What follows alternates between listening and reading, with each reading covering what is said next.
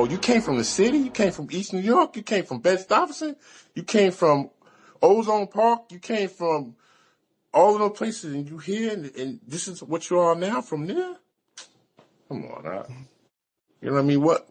That's good. But You you know what I got to mean? think That's about it. good. And then you got to think about it too, Luke. Though, who's gonna tell that story but us?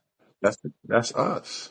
Who's going to tell it but us? Well, Nobody's not going to know it, or nobody, even an outsider looking in, is not going to know it if we ain't saying nothing. We lived it. We've been through it.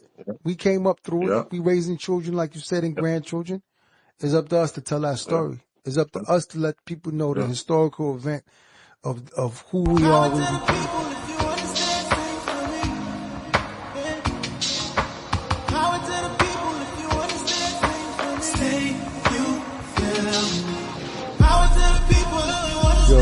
Hello, welcome to another episode of the People's Podcast. I'm your host, Ismail Shahid. Hope everybody is well. As always, we like to bring, somebody to the podcast, man, regular people. The People's Podcast is always about just the regular folks, man, that are trying every day, paying bills, working. So today, for your listening pleasure, we have Luqman Jabbar out there in Florida. Superstar out there, man. Everybody know you, man. But tell us something about yourself, man. You know what I mean? A lot of those work. Alhamdulillah, man. I'm 51. I'll be 52 in January, on January 27th. Alhamdulillah. It's like I said, it's been a long road, man. Down here all these years, and away from the family, but I'm holding it down. Muslim all my life, we grew up together in East New York, Bed-Stuy. That's right. You know what I'm saying? All those places like that. And, those places out there just taught us how to be, they grew us up. You feel? Yeah. That's right. That's right. All the stuff that we was doing back then, man, we grew up, you know what I mean? And then, going to the land and all that stuff like that. But, alhamdulillah, man, it's a good thing. Yeah. I graduated school down here, 1990, worked at Foot Locker from 90 to 2000. I did a little bit of time from 2006 to 2016 in Florida. I got 3 kids, 3 girls, 4 grandbaby girls. So, alhamdulillah, man, Allah's been merciful regardless of, the things that I've done and been doing, and, but my faith in Islam, like we talked earlier, is you got to keep that faith there. You got to keep that faith. Yeah, and I tell you all the time, I tell everybody, man, I got skin on my teeth. Yeah. You know what I'm saying? Yeah. I got skin on my teeth. I'm hanging on by that skin on my teeth. I hear it all the time. Don't let go. I kid you, I'm not letting go at all. Don't let go. And I love it though. You know what I mean? Yeah. I love it though. I still love it, regardless of the struggles and everything. You know what I mean? My Abu. Everything we get, everything we've say picked up that's good. We've learned from them, and everything that's bad, in senses, we done picked up on our own. I don't think we pick up any bad habits from our parents. But everybody that knows me and everybody knows my own and everybody knows my father. We were hard. They were hardworking people. Yeah. And then my grandmother, on top of that, she was a hard worker. My mother graduated from NYU in 1984 as a respiratory therapist. And that was as a woman, that was a hard thing to do in 1984. Not a lot of women were doing it. They were sitting in the back. So she was in a sense an icon that a lot of women didn't, a lot of people didn't, realize or understand. But she stomped through, and she had that drive. That's what she wanted to do, and she did it. A pioneer, my father, a pioneer yes, woman. Right. Yeah. And and you look at it today now, women's rights. Women want to be in the forefront. Women want to be equal to men now. You know what I'm saying? They want to be, want to make them the same amount of money. They want to, you know what I mean? But, whatever.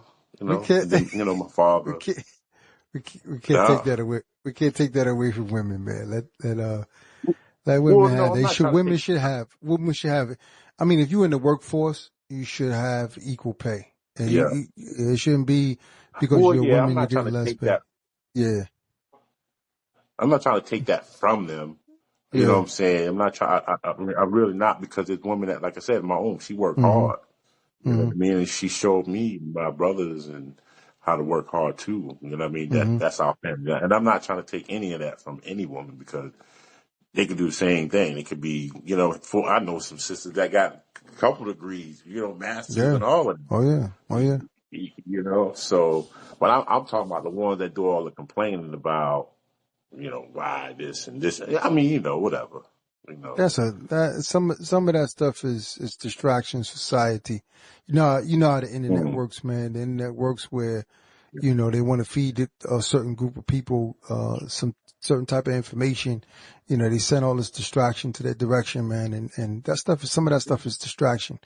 We got to find yeah. balance in life, man. Wise man used to say everything in moderation.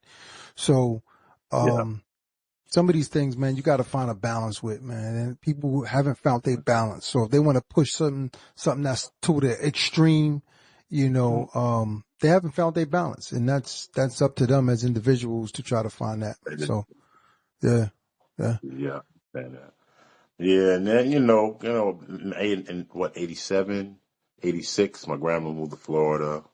And Mm, we moved upstate New York to, to Bing, Hancock, mm-hmm. deposit and on the land, and my mother, he laughed. My mother kept me, I could say she held me close to her chest, man. She didn't expose us to a lot of stuff that she knew was going on in the city. You understand what I'm saying? I don't know if a Mm-hmm. lot of people understand that. It's Yeah, just, there was some things that were going on that was, she didn't want us exposed to. yeah, So, they moved us out. I can just remember my mother wouldn't let us. She wouldn't go. We weren't allowed to go camping. Without the proper people there. We weren't allowed to do a lot of different things. yeah, And as I got older, I understand why. You understand what I'm saying? yeah, We go to some of the, like, Umyakya, we go to her house. She had all girls.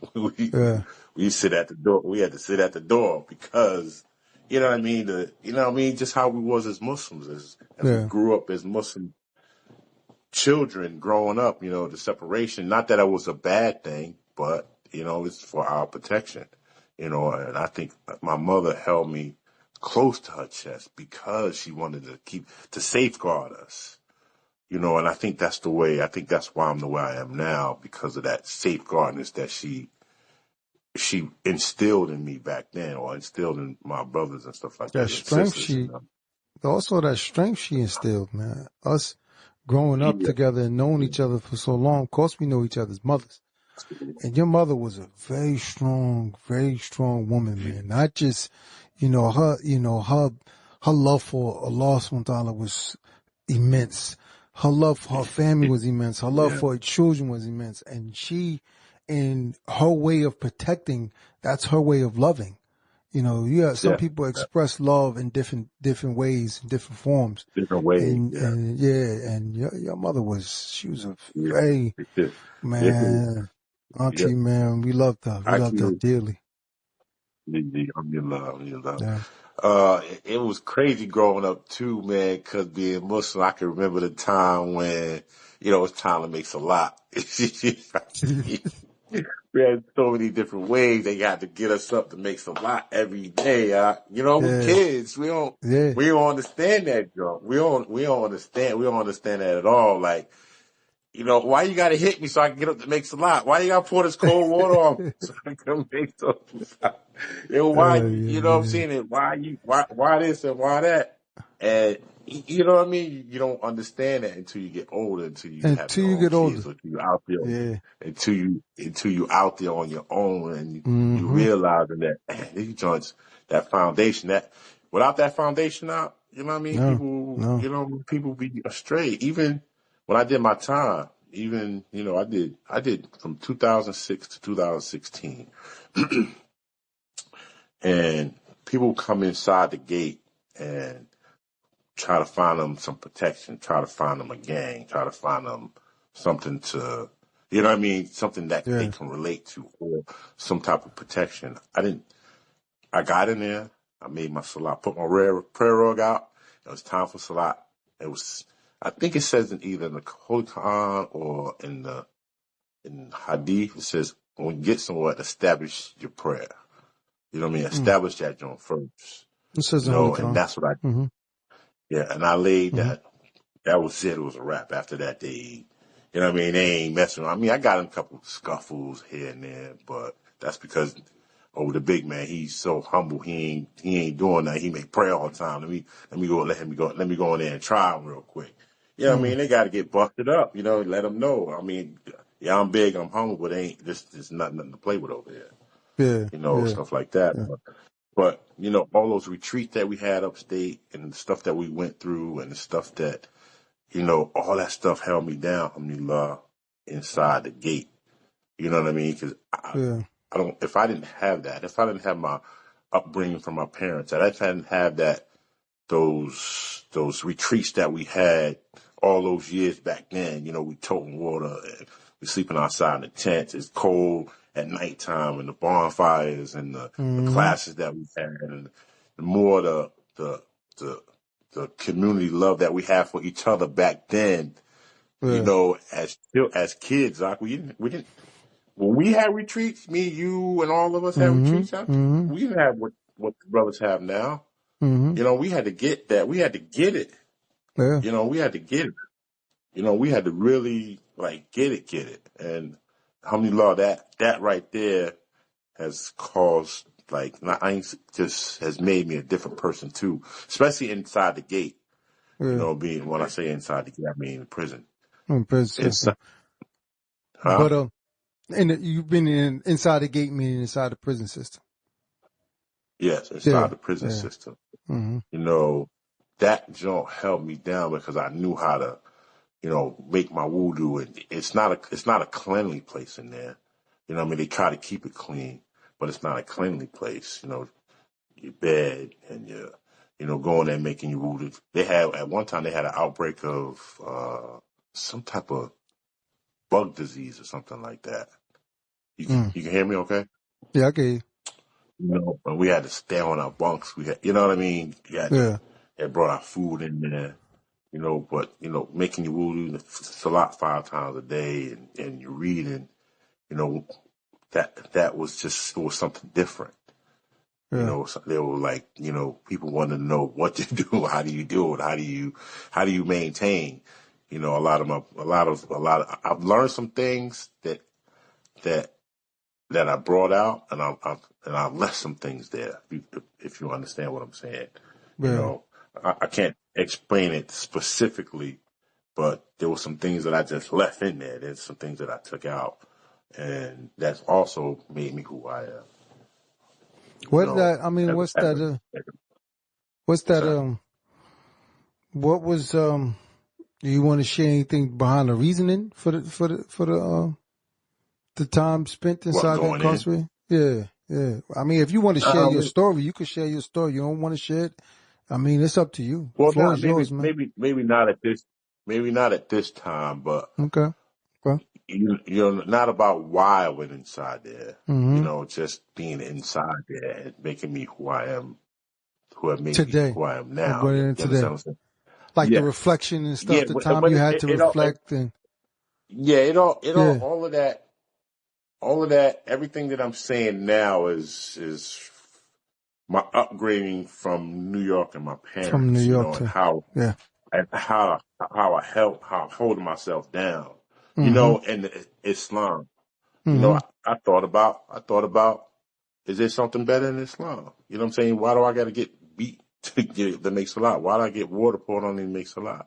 It's got to be something better. There's got to be something better in Islam. But as I got older and as I'm getting older, I know that the